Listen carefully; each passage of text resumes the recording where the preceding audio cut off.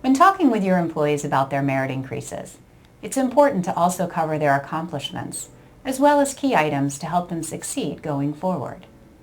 Step 1. Start with a summary of the person's accomplishments. Sam, as I think back to what you've accomplished this year, I'm amazed.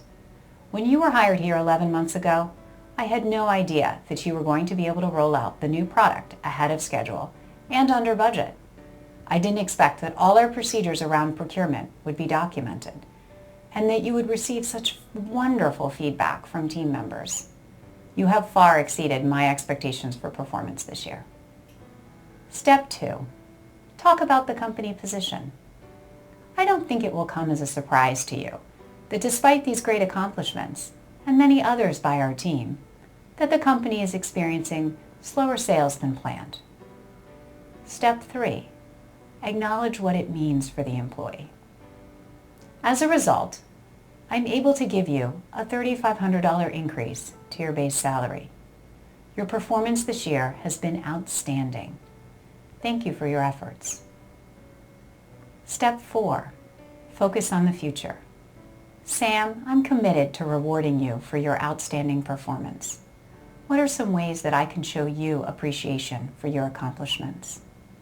Or you can ask a question like this. Sam, I'm committed to helping you achieve the professional goals that you have for your career.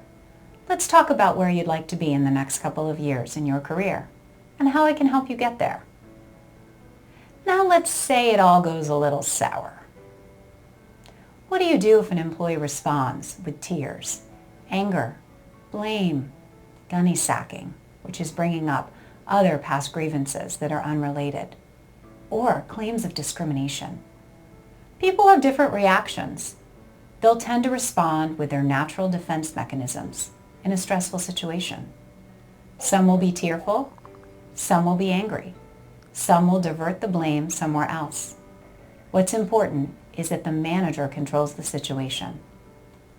The best way to stay in control in an employee conversation is to come from a place of respect. Be respectful of the person and how they are feeling in the situation.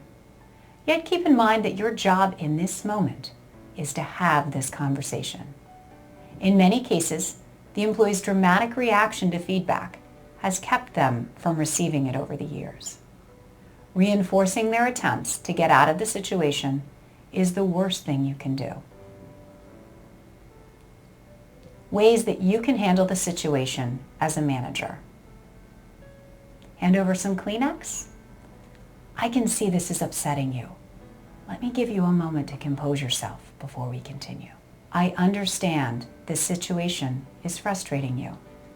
If you need a minute to walk around the block or calm down, please take that minute. We're going to work through this issue to resolution, so I need you to be on board. I understand there are other people involved in this situation and concerns about other people's work ethic or productivity. But right now, this conversation is about you and me. Those other employees will be dealt with in the same respectful manner that you and I are having this conversation. If you have serious concerns about someone else's work behavior, you can share those concerns with me at another time, but not today. Today, it's about this conversation, and it's about the one that you and I need to have about your performance.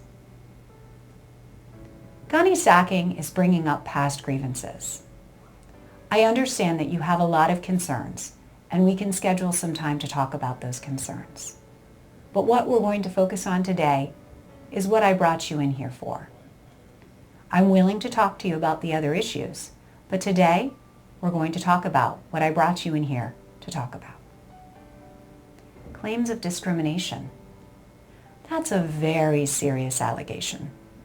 To make sure that nothing has happened on my watch, I'm going to get the company involved, and also human resources. We'll make sure there isn't any wrongdoing because that is not my intent.